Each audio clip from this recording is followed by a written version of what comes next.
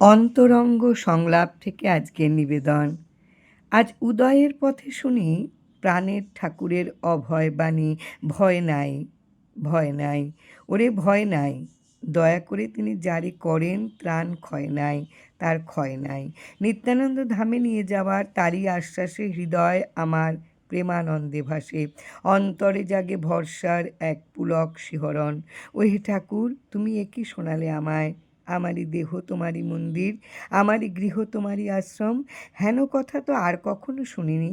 শুধু কি তাই, তুমি এই দেহ মন্দিরের সেবক? তাই বলি ভাই, ভয়ের কিছু নাই। প্রাণের ঠাকুরের শ্রীমন্দিরে প্রাণের গভীরে তিনি অধিষ্ঠিত থেকে আমায় বাঁচিয়ে বাড়িয়ে নিয়ত সেবা করে যাচ্ছেন শ্রীনামের পরশ দিয়ে। তার এ দেহ মন্দির, তার আনন্দ আশ্রম গৃহাশ্রমে সারা জীবন বসবাস করে ধন্য এ মানব জনম জীবন। তাই প্রাণের উল্লাসে বলতে চাই, প্রাণের ঠাকুর আছো প্রাণে, তাই হেরি সকল তোমার সকলখানে। আছো আমার দেহে গেহে, আছো আমার চিন্তায় চেতনায়, আছো আমার সকল ভাব আর ভাবনায়। আছে আমার দেহ রাজ্যের প্রতিটি অণুতে অণুতে আর প্রতি শ্বাসে প্রশ্বাসে। ও ঠাকুর, তুমি আছো তাই আমি আছি। যবে তুমি নেই আর আমি আর আমার বলে কোনো কিছুই নেই, তাই তুমিই আমার জনম, তুমিই আমার জীবন ও মরণ। এভাবে অন্তরঙ্গ সংলাপ মাঝে শ্রীকণ্ঠে জেগে ওঠে অমৃতবাণী।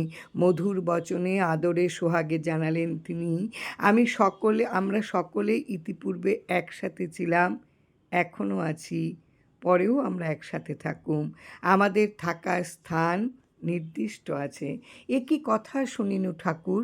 ত্রিকাল ধরে আমরা সকলে তোমার সাথেই বসবাস করি, ছিলাম তোমার সাথে, আছিও তোমার সাথে, আবার থাকবো চিরকাল তোমার সাথে সাথে। তাই তো তুমি চিরজীবনের বান্ধব আমার। তুমি ব্রজের রাখাল, আর আমি ওই ব্রজেরই কাঙাল। তোমার শ্রীপদে ঠাঁই হলে অবাধে সকলে ব্রজে যাব চলে।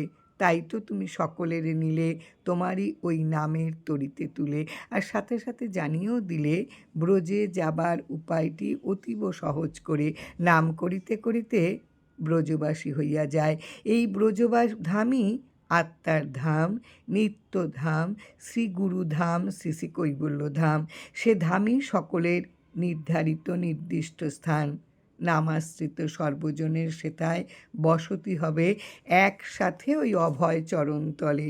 ওহে প্রাণের ঠাকুর, নামাশ্রিত জনের সাথে সাথে বসতি করো, তাই তোমার 90 বছরের শ্রীদেহ লীলাতে কেবলমাত্র একবারই ত্রিরাত্রির মতো কাল বসতি করলে চট্টলে শ্রী শ্রী কৈবল্যধামে। এরপর আর কখনো কোথাও প্রবেশ করনি কোনো আশ্রমে, মন্দিরে বা ধামে। সর্ববর্ণের গণমানুষের দেহকে শ্রীনামের মন্দির আর গেহকে শ্রীগুরুর আশ্রম ভাবান্বিত করতে ঘরে ঘরে ঘুরে ফিরে কাটালে এই দেহ লীলাকাল। তাই তোমারই কণ্ঠে শুনতে পাই, আমি উপদেষ্টা নই, দৃষ্টান্ত মাত্র। জয় রাম, জয় রাম।